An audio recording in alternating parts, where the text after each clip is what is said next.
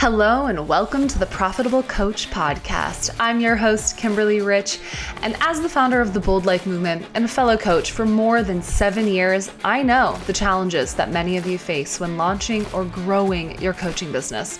And I'm here to pull back the curtain on the coaching industry and help you overcome roadblocks to make the impact you were born to make.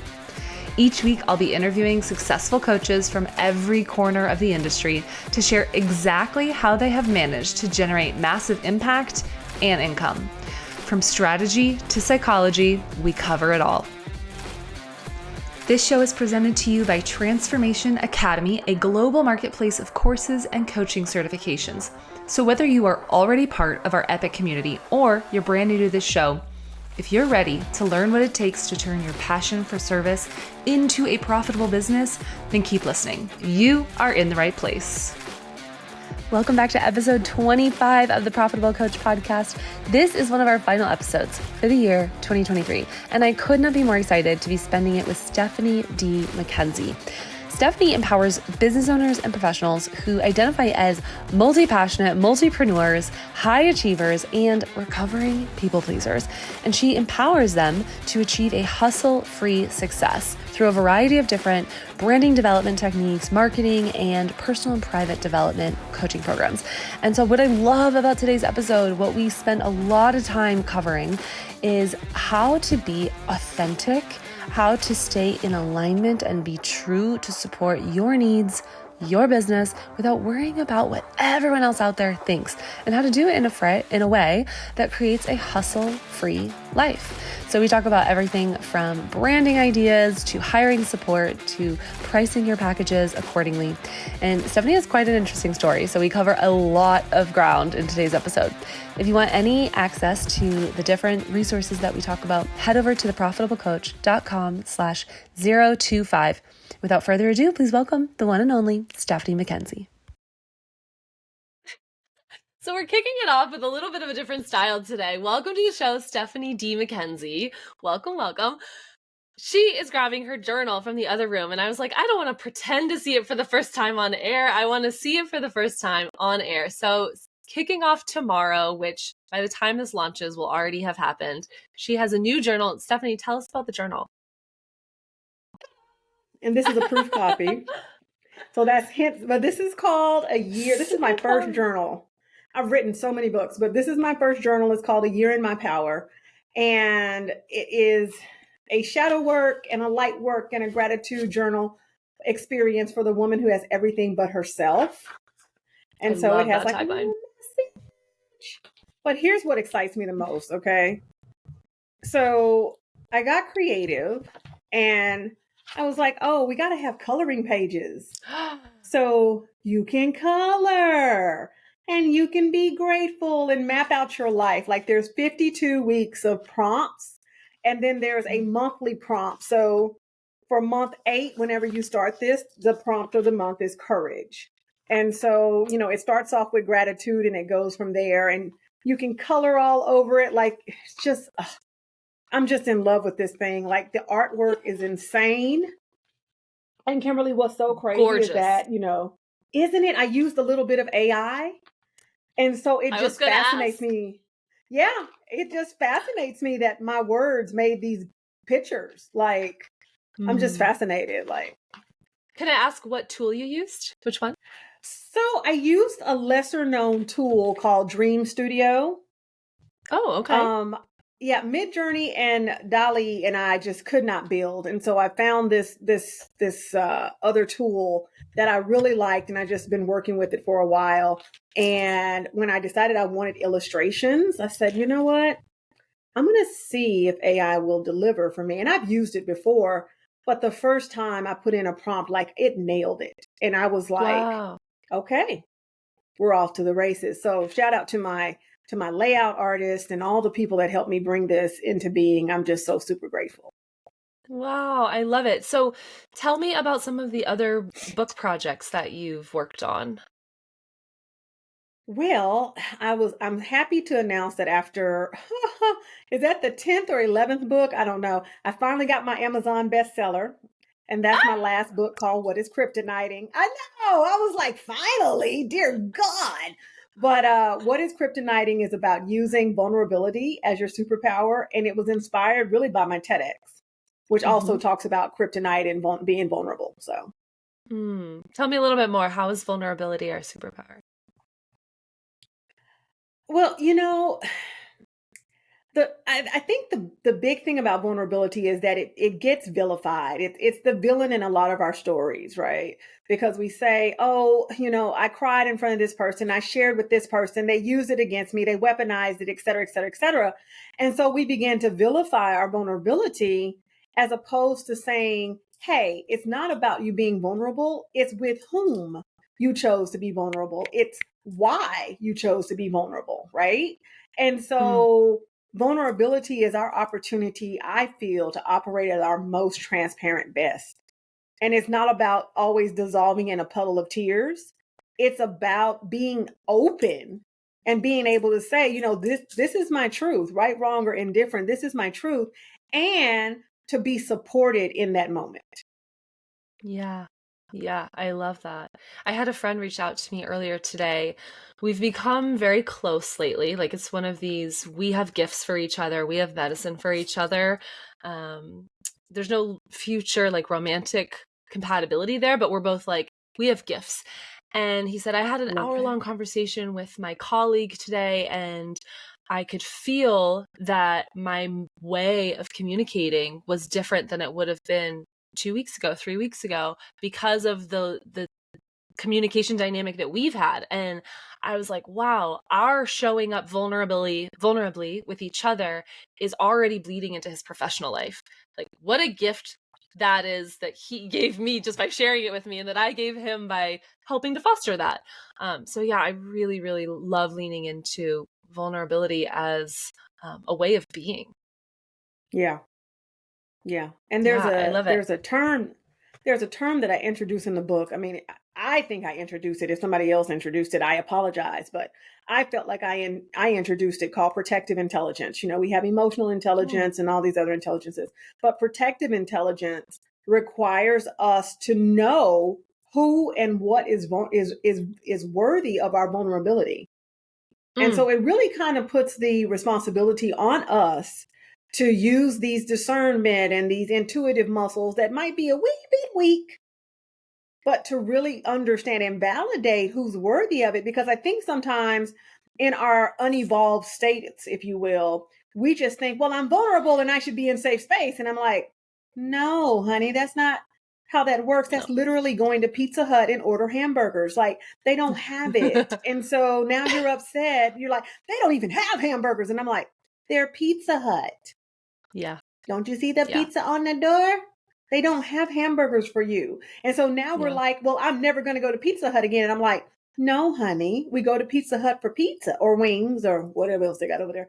But we don't go for hamburgers. And that's where we get robbed of being vulnerable, because we didn't operate in protective intelligence, and we didn't use our discernment and our intuitive muscles. Yeah. And I think often, especially maybe with coaches too, so shout out coaches if you're listening, we see people's potential. Yeah. And so we operate and we behave from a place of seeing what they could be or how they could respond in this moment, when that's not where they're at. It's just not where they're at. And so using discernment to like trust that when people show you who they are, you should believe them, or who they are right now. And that same goes for your clients. Like, yes, it's our job to see their potential, but it's also our job to recognize what they're currently capable of. Yeah. Absolutely. Absolutely. And I think it's important that we coach from reality. Like we don't coach from potentiality, because that, to me, that feels very much that we're projecting. You could be this, you could do this. Now you can offer the options. I am known to offer options to my clients, but also give them the autonomy and the agency to say, oh, okay, well, I don't know if I want to go that direction, because I usually say I'm the voice in the GPS. You've set the destination. I'm just making sure that you get where you want to go. And if there's some delays, I'll reroute you a little bit, or I'll tell you what's possible. And then you still drive. I'm not the driver. And I think it's really important to understand that as a coach, guide on the side, not the sage on the stage. There's a time for that, but that's not it. Oh, I love that saying. Guide on the side, not the sage on the stage. Yeah, I didn't make it up. Oh, well, I didn't make it up. It's I was not going to mine give you either. credit. I don't know who said it, but I can guarantee you it wasn't me. But it's good. It's good. Good. I love it. So, Stephanie, I feel like, we've known each other as long as this conversation, and yet your energy is so palpable and so familiar to me. So I would love to know, like, what is it that gives you that energy? What is your biggest why in your business right now? What is my biggest why? I am obsessed with a very cliched term known as empowerment. But it comes from a place of being very disempowered, but feigning as if I wasn't. And so I think when I say, I'm a multi-certified empowerment coach, for me, that was about giving back to people their permissions, their power, their understanding, the ability to do what is best for them. But yeah, I'm obsessed with that little cliche term. And I say that because everybody uses it. Everybody says, oh, empowerment. But for me, it just comes from a different place, I think. It comes from a very real place. And it's not a story that I made up and, oh, it was so hard. Truthfully, I triangulated struggle into my narrative so I could belong, but that's a whole different conversation. But I just see life so differently as someone who can trust herself, who can make decisions, who can admit mistakes. And I really want people to have that if they want it. What was the shift for you? That's a great question, Kimberly. Tell me your origin story, Stephanie. Right. I'm like the shift. So I'll fast forward to, I feel like I was probably late 30s. I think I was about 35 when this happened. And I just got up one day and said, we can't do this anymore. I think my father, if I was 35, my father passed away the summer of 2010 in May. And by December of 2010, if I have my years right, because I'm horrible with the passage of time, but I remember very vividly getting up. It was my mother's birthday. And I remember getting up, and I wasn't with her because she's born after Christmas. And I'm like, I have to get back here and, whatever. So I went for a walk, but in that walk, I was just like, we're not doing this anymore. We just cannot allow what people think of us to dictate our reality anymore. Like, you want to be weird, be weird. You want to say what you want to say, fine. You want to wear what you want to wear, great. Release yourself from this. And that's where it started. And I'm not going to sit here and say, oh, it was fantastic, and I never people pleased or was codependent again. Lies. It was the beginning of a journey. Yeah. It was the beginning. It was the beginning of me. And truthfully, the funny part about it is that I look very much the same, but my motives and my inner workings are very different. So it's a process. I believe you have a course with Transformation Academy. Is that right? Or more than one? I do. Yeah. I have one. Tell me about that, because I feel like it's relevant to what you just shared. Yeah, a little bit. So I don't want to blow my own horn. I fervently believe I am one of the foremost unlicensed authorities on people-pleasing behavior. And I say that because, I've studied this thing. I've looked at it in myself.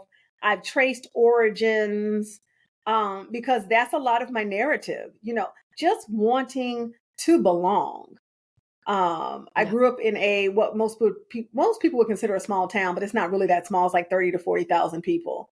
But I grew up in a town where somebody always had a label for me for things I couldn't control. So I went to private school. I went to a predominantly Caucasian private school. That was an issue with Black people in my community. And so that gave me labels like Oreo and bougie and and you talk white and all this other stuff. And then I'm going to school and I'm achieving because I was fed a steady diet of achieve, achieve, achieve. And so I'm getting the highest grades in the class. And, now the students are upset with me because I'm breaking the curve and they can't win and da, da, da, da, da. Although they could win in PE. They had me in PE. Okay, great. So, but it was always this, I just didn't have a place to be me.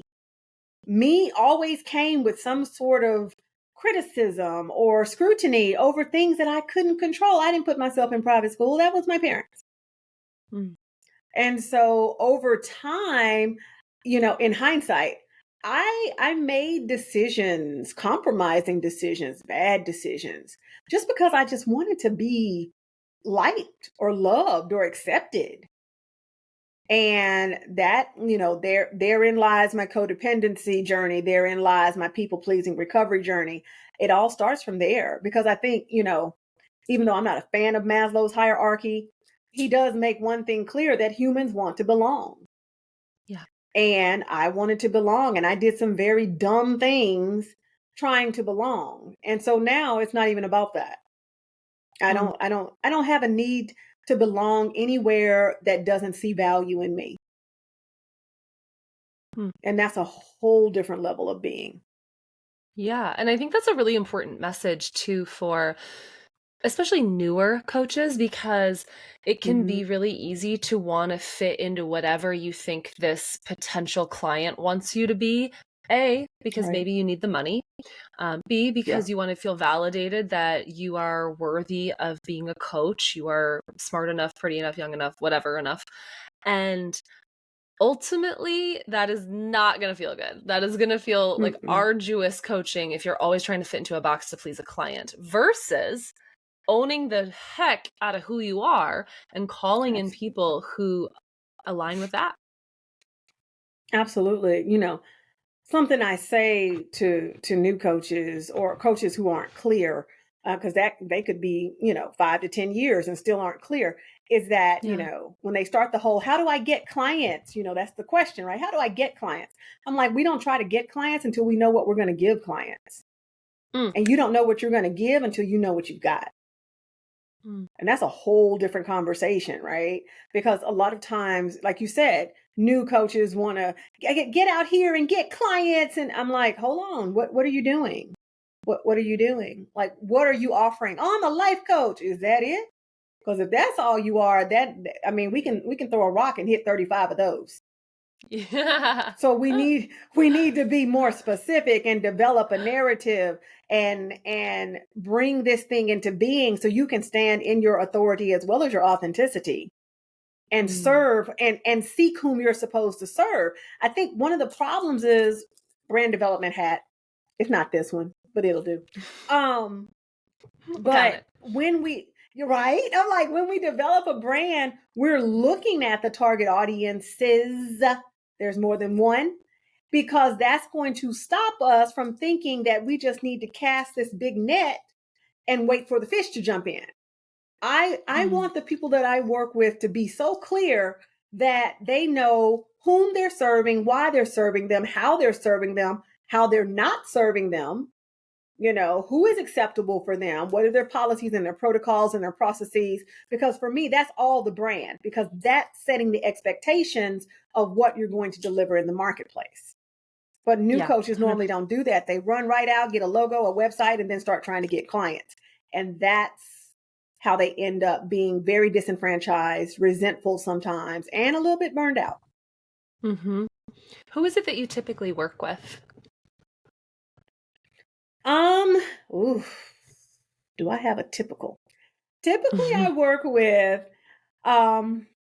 people that will affluent, educated professionals or business owners that identify with being multi-passionate, high achieving, or people pleasing.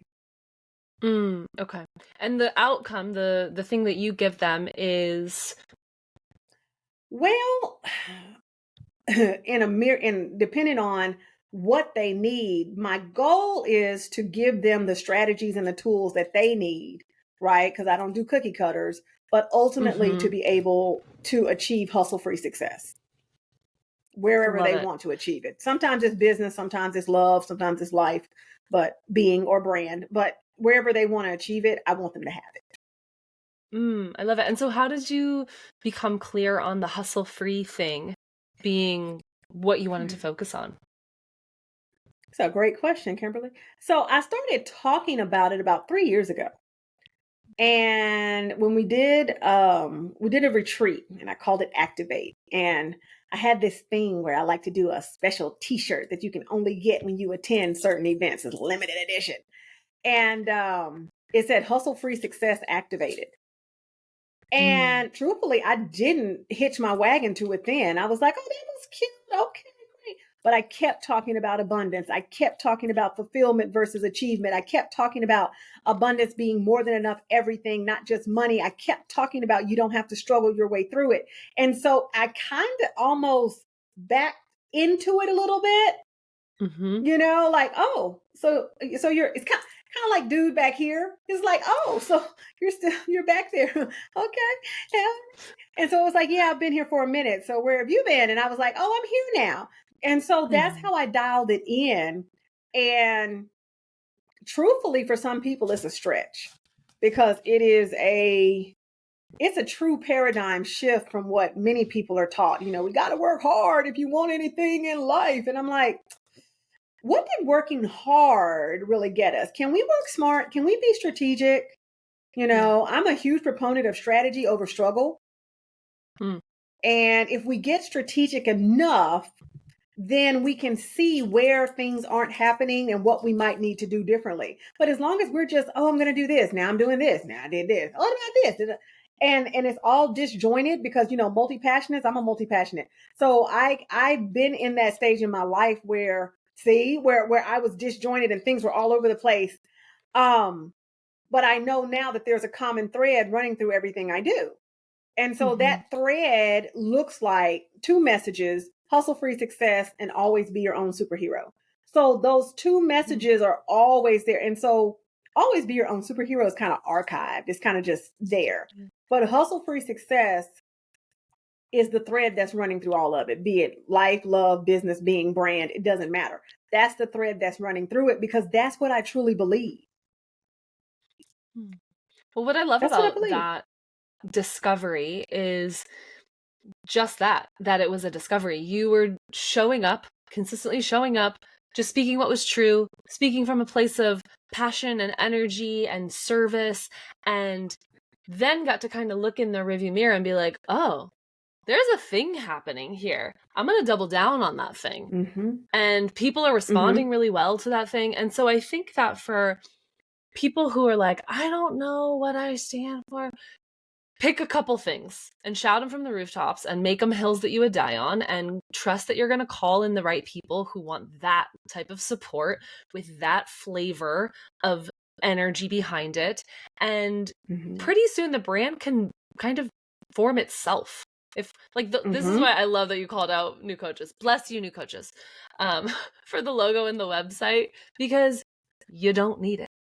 You need the willingness to show up. You need bravery before you need a freaking website.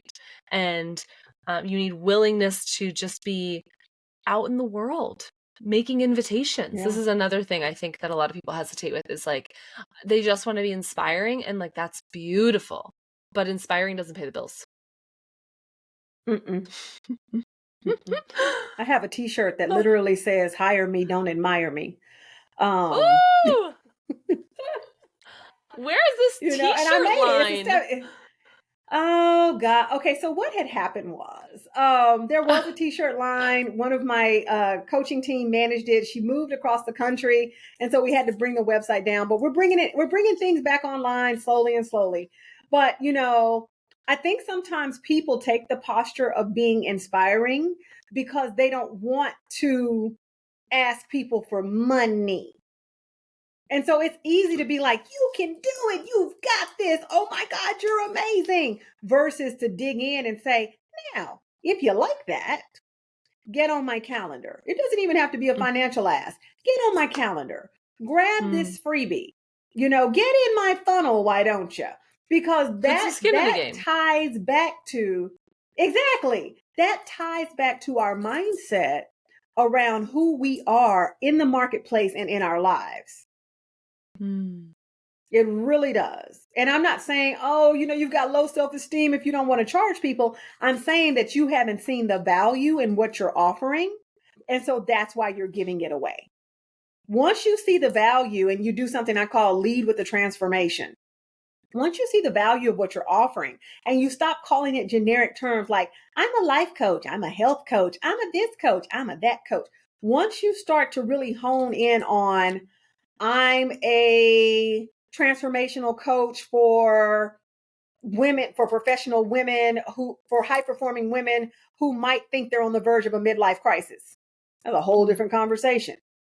Totally. It's a whole different conversation. And when you can say that and stand on business, is the term now. When you can stand on business and die on that hill, that's when you see the value, because I truly believe until you see the value of what you offer, you will literally attract in people who don't either. And they're going to 100%. wear you out. So what advice would you give Been to there. people who who have a lot of imposter syndrome and can't currently see that what they want to offer the world has value enough to charge for it? Ooh, great question. Well, first of all, imposters don't wonder if they're being fake. Real imposters don't wonder if they're being fake. So you can recuse yourself from that right now. If you're sitting there thinking, oh, am I a fraud? Yeah, you're probably not, because true imposters don't do that. I remember this movie a long time ago called what was it called? Talented Mr. Ripley. I think it was Jude Law and whatever. Okay. And was he the imposter? I think he was the imposter, and he was doing all of these things. He never once did he say, am I a fraud? Frauds don't do that. If you were really a fraud, you wouldn't ask that question. They wouldn't. So you can recuse yourself. And then here's the thing. Exactly what are you being an imposter about? What I mean, what are you faking? Fear is not being perfect, not having it all figured out. Oh, well, drop that ball, because nobody does. I think it always boils down to capacity. One of the things that I feel like is really important as a coach is that you have the capacity to serve others. Now, that is not the same as you got to have your life together and everything together. No, but if your life is in shambles, you more than likely don't have the capacity to serve other people appropriately. You're either going to engage in countertransference or projection. So capacity matters. So maybe you're still in your mess, and that's okay. And you deal with your mess and then you come out and serve, but you're not disqualified from serving just because you have a mess in your life. So get over that. And then sit back and, sometimes I'll say do a visualization. I've walked clients through visualization to figure out whom they're serving. And I'll have them walk down a path and see people coming towards them, and the people give them words, and they get to take that in and take note of what the people look like. And by the end of it, they will understand whom they're supposed to serve. That's the woo side. On the pragmatic side, right? Make a list of people that, that really excite you. And do you know them? If you say, oh, I serve high performing women who want a luxe life. How close are you to people that really want a luxe life? Don't create a brand that you can't handle. Yeah. If you don't know those women, who are the women that you know? Who are the men that you know? Who are the people that you know? And then I'm going to say the thing that nobody wants to hear. Do they have money? Yep. Nobody wants to hear that, because people will say, oh, I want to serve this group. Okay. They don't have money. Now we're going into social service. And if you want to do that, that's going to require you to have partnerships with other organizations to deliver program. Okay. So does this group have money? And if they have money, do they value development? And so now these are the beauty of the hard things people don't want to look at. Yeah, they don't want to look at that. They're like, oh, I just want to help so-and-so do this. And I'm like, but does so-and-so want you to help? Because if people don't value development, learning, support, these are psychographics more than they're demographics, then you're literally trying to make something happen. You're literally trying to make a relationship happen, and it's not going to be fruitful for you. So be mindful of seek whom you are to serve. If that means a quiet moment, during a walk, if that means a visualization, if that means, getting out your notebook, or if that means putting a prompt into GPT, just seek whom you are supposed to serve. Don't settle for who comes to you. I love that. Talk to me a little bit more about a hustle-free coaching business. Well, hustle free is kind of the platform for it all, brand marketing and coaching, because I feel very strongly that the reason why people often struggle and have to hustle in their business is because their foundation just wasn't set well. So literally they built a house on a foundation that was literally like at an angle. So their house is literally just sliding off of the foundation. And when you build the brand, I always say, hustle begins where the brand ends. And so if brand for you is a logo and a website, that's automatically, I know that's why you struggle. That's why you hustle, because brand is not logo and website. Those are representations of said brand. Brand is the people that you're serving, why you're serving them, why they care, how you serve them, how you don't serve them, where they are, where they're not. It is a very strategic application. Well, pragmatic, strategic, energetic, and spiritual application, so that you have a foundation upon which to build. So for me, I've just seen over and over again how the reason why people are struggling or hustling or whatever is simply because they don't have the strategy, or they're not in circles where it's okay to operate from a place of ease. It's all about achievement, and go. And I'll be honest with you, that season of my life almost cost me my life. And so I am very adamant. Like I said, this isn't a gimmick. I didn't just sit there and say, I'm going to make a hustle for success. This isn't a gimmick. It found me first, right? But my seasons of hustle almost culminated with the end of my life. I was, that was 2006. And the week that it happened, I was doing all of this stuff. I had conference call with China to discuss hip hop culture, but I had to have the call at 1 a.m. All of these things were happening in my life. Now I'm still in my people pleasing seasons. So I'm working really, really hard. I'm about 90 pounds heavier than I am now. So I'm at the gym trying to get it. I'm doing all the things, right? All the things I'm supposed to do. And I would go into the early, I think this is the day I got out of the hospital, like 15 years ago. Or what? Do your math right, Stephanie. Yeah, because I went in, actually I got out yesterday. I went in, I think on December the 4th of 2006 with countless blood clots in my legs, abdomen, stomach, and lungs. I was at fall risk. I was put on a liquid diet. And truthfully, the first time I passed out was Wednesday. I remember that vividly. I just passed out. Some stuff was going on at the house. Somebody was here. And I passed out. And Sunday, I finally called an ambulance. In between Wednesday and Sunday, Kimberly, I went to the gym. I finished writing on a book. I had some more conference calls. I had a call with one of my besties. I went to church. And by Sunday night, I literally could not walk the length of this laptop without passing out. I knew something was wrong. And so I had to go to the hospital. And that would happen to me twice, actually. I guess because I'm hard-headed. Wow. But the doctors were trying to experiment. So it wasn't, the second time wasn't exactly me, but it literally, and I read somewhere that when you have pulmonary emboli, because I had more than one, so I had emboli, 48 hours after your first kind of fainting spell, you're supposed to go into cardiac arrest and probably die. That would have been Friday. I didn't make it to the ER until Sunday. And I'm still here today. So hi. Somebody was on your side. Somebody, and I'm so super duper grateful. I'm so grateful for that. But I know what it means to try to do all of the things and to try to do all the things yourself. Yeah. And it's just not a win. Even if you don't end up with blood clots, okay, fine. It's not a win. It's not a win for your health. It's not a win for your mind. It's not a win for your family. It's not a win for what you truly want to accomplish. It's not a win. Hustle. There's no win in the hustle. There's no win. So For the listeners who are very linearly minded, what does a Sure. hustle-free coaching business look like for you? Which it sounds like there's That's a more great than just question. coaching now, right? You got the books and Oh yeah. Oh yeah, yeah, yeah, yeah. so We're even we're more very things. even more things. So how do you do more things? So you literally, do more, but you do less, but you do more. Yeah. So for me, it looks like prioritizing what I need to be Stephanie. That means that sometimes, we block off the calendar.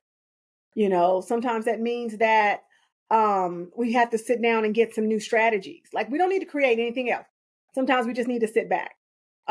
Sometimes that means that, we expand the team. Like I don't pull off these things by myself. I did not do this by myself. Okay, I'm just going to be honest. I did not. I did the illustrations because that was fun for me, but I didn't pull this off by Yeah. myself.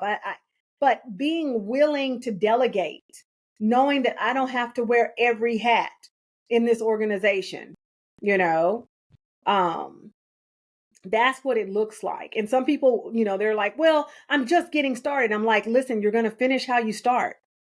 So if you don't get into balance, resting and recharging, um, getting someone that you listen, you don't have to go hire a coach. I know that I probably shouldn't say that, but you don't have to go hire a coach, a mentor, an advisor. But maybe you do need an accountability buddy. Maybe you book a call with a CPA and an attorney to make sure that things are set up properly, because that too is going to keep you from hustling. So it's not, I'll tell you what it is not. It's not you sitting on your blessed assurance, if you will, your very ample blessed assurance, people, and you get it, blessed assurance, and eating bonbons every day. That's what it's not, but that's what it sounds like to some people. I've had people say, oh, you've got to hustle for everything. And I'm like, no, you don't. But it takes a commitment to being strategic and to knowing when to say when. Like, you know what, this is in my area.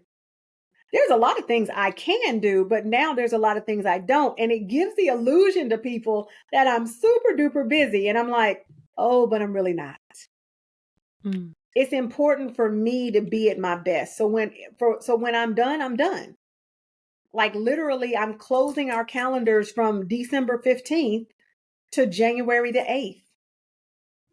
So that we can prepare for the new year. Exactly. And I don't feel badly about it. And I know people will say, well, your business is more established, et cetera, et cetera. Again, you're going to finish how you start this thing. So if you start off like taking on every client, not having a pricing strategy, that's where most people run amok. Your pricing strategy is not built for sustainability. So now you have to get, like I did in my marketing company, my marketing agency back in the day. This is about 20 years ago. I was like, I can get 10 clients at $500 a month. That was my goal. And I'm like, you crazy nutty. And then eventually I was like, get a retainer. Now I'm a person been running businesses since the age of 9. I should know better, but I didn't, because I was still in my people pleasing season. So people pleasing will make you price differently. Yeah.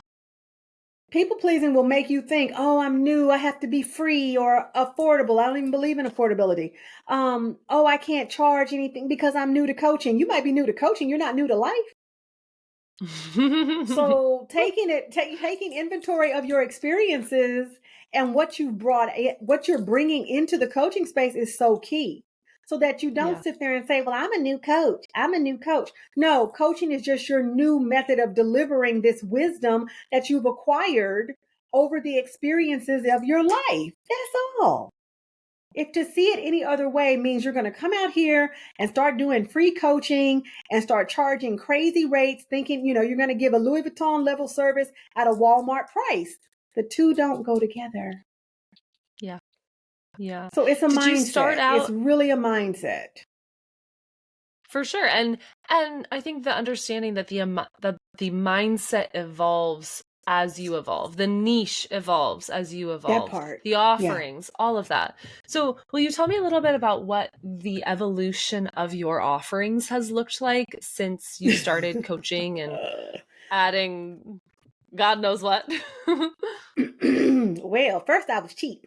And first I was real cheap. Well, and at first I didn't have any reference. I didn't want to be a coach. So my real background is marketing and branding. It always has been. And marketing, branding, and business. Okay, great. I didn't want to be a coach. Coaching chose me. I didn't want to be a coach. I was kicking and screaming. I don't want to do this. But so my first offers, I didn't really know any other coaches really, except like the franchise coaches, maybe like Action Coach and different things like that. And I don't even know if those still exist, but I didn't know any coaches. So I priced myself higher than a therapist, but low enough so that it would possibly be affordable. This is when I believed in affordability. Over time, and when I became more multifaceted, the price points got higher because I was offering more. Now we have our online platforms. Now we have face-to-face coaching, but then we might have a custom curated playlist for sleep or for meditation, or we might be making you custom audios. And so the more we added to our service, the more the prices increased. However, now I'm on something called accessibility. And so that means that I don't have a problem pricing a program at 4 or 5 figures, but I know that those numbers are less accessible than if I price it at, say, 197 or 97. And so I don't price it to be affordable because affordability is relative. Yeah, totally. I think when I first started working with the client that I knew was a millionaire, that really shifted my perspective on affordability, because what they can afford and what I can afford, two different things. So I found myself being affordable so I could afford me. And can I let you in on a secret? I have been paid amounts that I did not have in my bank account, and I was okay with it. I could not afford me when somebody paid the program enrollment or whatever you want to call it. And so I think accessibility is just a better way to look at it. Like, okay, if I want to do a program for 10 people, okay, do I want to price it at 97 or do I want to price it at 997? Well, consider what's more accessible to your audience. And then take it from there, So that's kind of the evolution. And so now we have a mix. I have an online college for people that, really just, they can't afford a one-to-one program. They don't have thousands of dollars to shake it coaching or brand development. So we have the college for them to learn. We have a lot of educational things for them to learn. But even in the college, if you have a certain membership, you get one-to-one coaching every month. So yay you. I just feel like it's so important that people that want to be supported can be supported.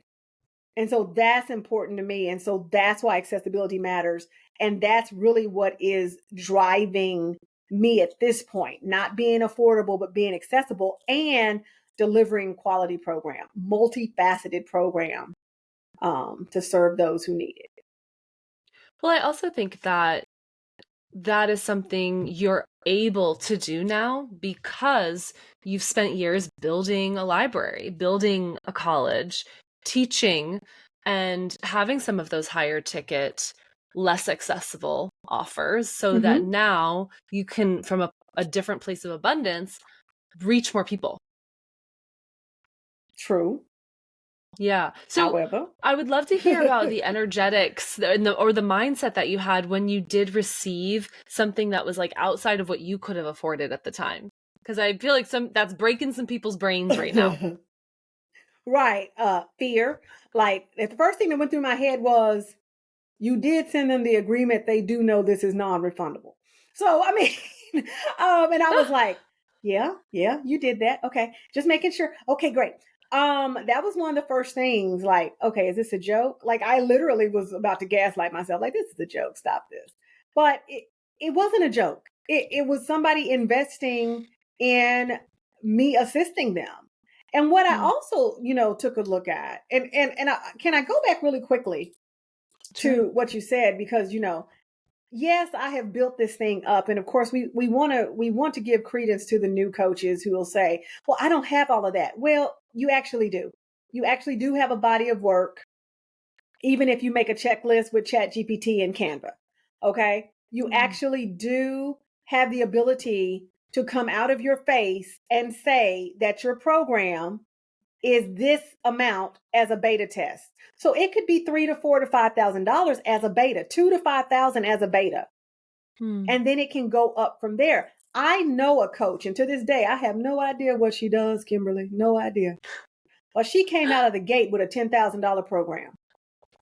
Out of the gate, and I mean out of the gate, honey. She's in her 20s. Out of the gate. Yeah, I believe it. I believe it.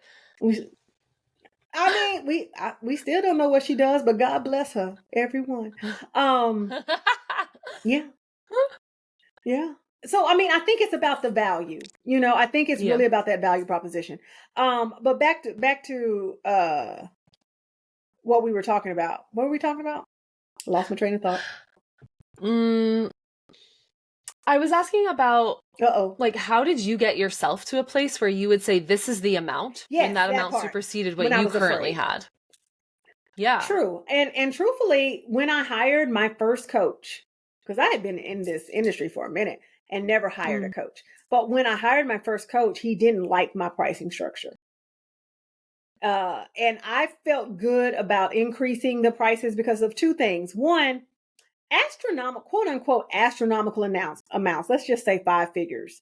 They look astronomical, but they really aren't once you break them down. Like if you break that down into a 6-month program. Right. Okay. Okay. Right. If you break that down into a year program. Okay. And so I personally, now other people say differently, but I felt better about increasing the prices when the value proposition matched. When you were doing more than sitting and talking to me and getting your notes and your homework. When I could actually offer you more things, I felt good about that. Now, other people might say, well, it is what it is, and this is what I'm going to charge. And I'm like, okay. But the first time I was paid that amount, yeah, it was flat out fear. I literally was like, okay. And the first thing I said was, did she sign the agreement? But what led you to ask for that amount? What led me to ask for that amount? Probably my coach, but I had also really adopted the fact that he was right.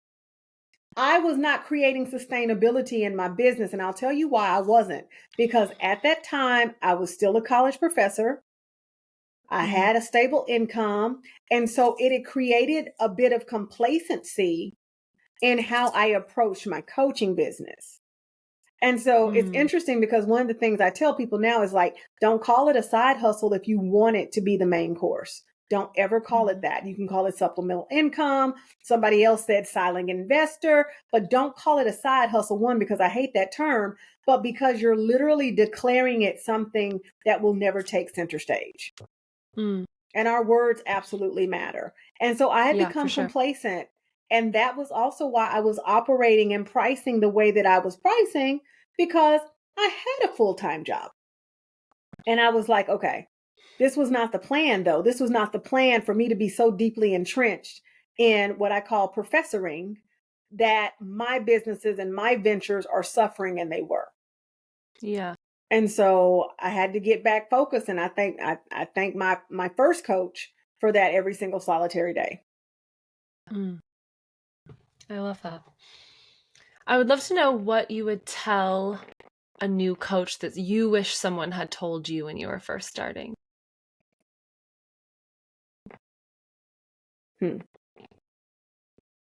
I wish somebody would have told me that you can't screw this up. You can't, because it's you. And so get supported, get surrounded by people who want to see you win, and then operate from a place of knowing that you bring value to a world that's desperately in need of you. That's what I wish. Yeah, my coach talks about the fact that we are artists taking raw materials or things that look seemingly worthless, our life experiences, and turning them into gold, making them value, packaging them in a way that they offer value. And here's the thing about art, you can't mess it up. So I love that. Where can people go find more of you, Stephanie? Well, I'm always easiest to find stephaniedmckenzie.com, and most of my social media handles are Stephanie D. McKenzie, Instagram, TikTok. I'm missing one. Instagram, TikTok, LinkedIn, except Facebook, where I'm Coach Stephanie DM. Love it. Love it. Yeah, Stephanie has so many amazing resources and offerings out into the world. So if you liked any of what she shared, definitely check out the show notes. Go follow her, get into her world, go buy her journal. And thank you so much for your time. It was so nice getting to connect with you. Thank you. I've enjoyed being here. Yay. Mwah! Big thank you to Stephanie D. McKenzie. What a fun interview. This woman has such incredible energy. And if you want to get access to the tools that we talked about today, or her brand new journal, A Year in My Power, a journal for the woman who has everything but herself, then head over to theprofitablecoach.com/025. Y'all, I am so grateful that you have been spending every week with me over the past 25 weeks as we have launched and created the Profitable Coach podcast together. This really is a co-creation because every suggestion that you all send in to me, every request that you make in terms of what we should cover in the show or different interviews that we should have, it really helps me to get a pulse on what it is that you all want to learn, what it is that you feel you're missing inside of your own coaching business. So if we're not already connected on Instagram, please head over to The Kimberly Rich, shoot me a DM, let me know you've been listening to the show, tag me if you share an episode. I love hearing from you guys. I'm so grateful that we've surpassed over 10,000 downloads. Like, seriously, that is amazing. So I'm sending you guys the biggest hugs as we wrap up the year 2023. And just know that we've got some epic podcasts coming for you in the brand new year. Sending you the biggest hugs. Happy holidays to you and yours.